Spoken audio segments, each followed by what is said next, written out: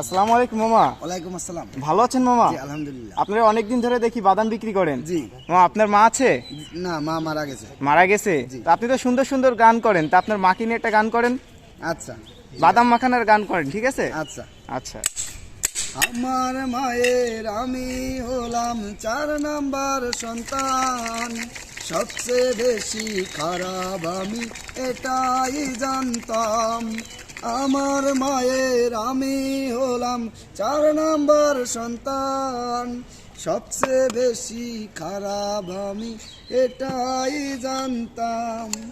জানলাম আমি অবশেষে মায়ের দোয়া কত দামি, বুঝেছি এখন আমার মায়ের আমি হলাম 4 নাম্বার সন্তান, সবচেয়ে বেশি খারাপ আমি এটাই জানতাম।